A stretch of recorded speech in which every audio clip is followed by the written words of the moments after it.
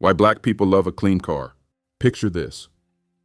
A warm Sunday afternoon in a black neighborhood in the 1960s.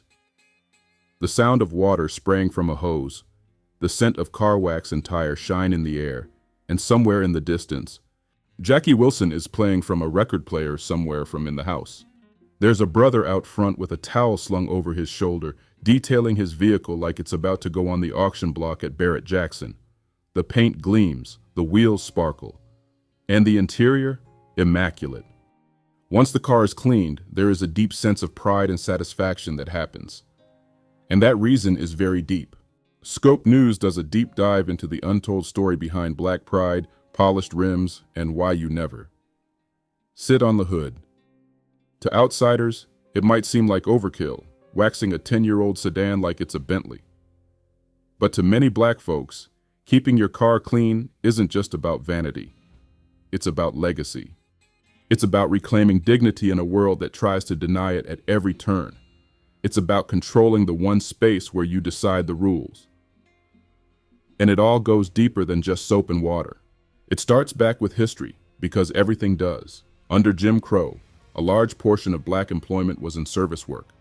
That meant cleaning for other people, shining their shoes, ironing their shirts, driving them around in their luxury vehicles as chauffeurs. Those early drivers weren't just employees. They were required to be invisible, impeccable, perfect. The car they drove, a Cadillac, a Packard, a Lincoln, was not theirs. But they made sure it looked brand new every time they pulled into the white man's driveway. Not a fingerprint in sight, not a smudge on the window, and not a crumb on the floor. That's how serious everything was. The car had to be pristine. That car became a symbol. And black men learned early. Your name is tied to how clean your ride is. Even before car ownership became mainstream, black innovation was part of the story. In 1865, just after the end of slavery, Charles Richard Patterson, a man who had been enslaved, founded C.R. Patterson and Sons in Greenfield, Ohio. The company began by building horse-drawn carriages, each one crafted with precision and pride. His son Frederick Douglass Patterson later took over and, by 1915, transitioned the business to produce the Patterson Greenfield automobile. It was the first and only African-American-owned automobile company in U.S. history. Every detail mattered, from the polished wood to the hand-stitched interiors. Their work carried the same spirit that still runs through black car culture today. The idea that what you build, what you drive, and how you care for it says something about who you are. Later on, when the chance to own a car finally became reality for more black families during the post-World War II boom and into the civil rights era, it wasn't just a purchase, it was a moment of triumph. In a segregated world where housing, jobs, and even sidewalks were unequal, the car was one of the few places where you could create a world of your own. A sacred bubble, no landlords, no bosses. Just you and your ride, and if that ride was spotless, even better. So the tradition grew. A clean car became a form of resistance, a show of pride. You might not be able to control how the world sees you, but you sure can control how your car reflects back at them. To this day, elders will tell you, a dirty car means a dirty life. And you better believe that's not just a saying, it's a mindset. There's also something else at play, image. For black people in America, image has always been a survival tool. The way you dress, the way you carry yourself, the way your car looks when you pull up. Respectability isn't just a strategy, it's armor. And for decades, pulling up in a clean car meant something. It meant you had standards. It meant you worked hard. It meant that no matter what zip code you were in, you belonged. And let's talk about church.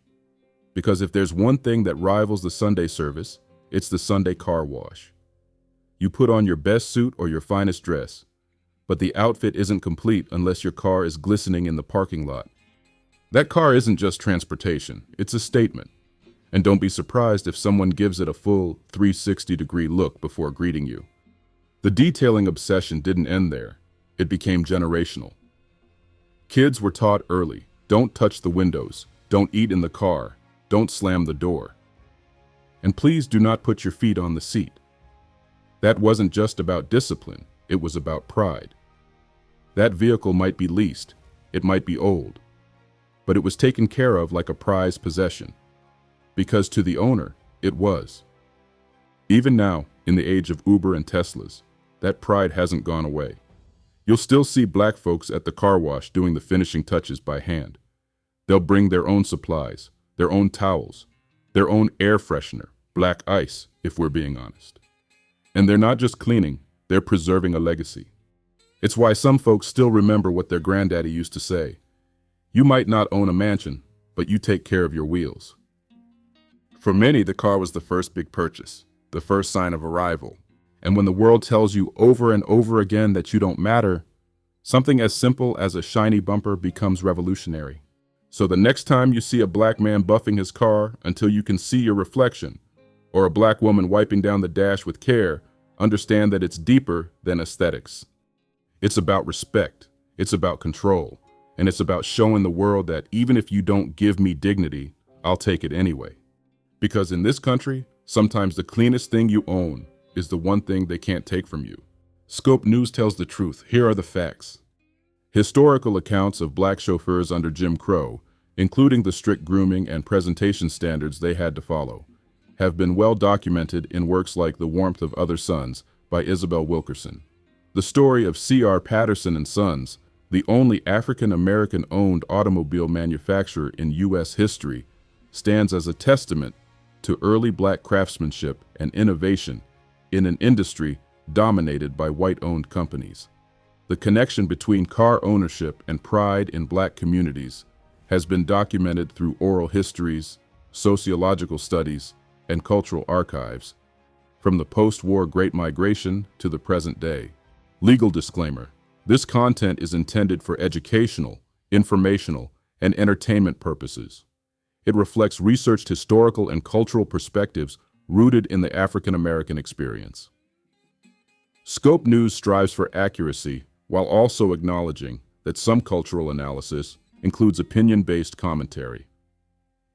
Viewer discretion is advised, especially for topics involving racial injustice, historical trauma, and cultural expression. Thank you for watching Scope News. Please consider subscribing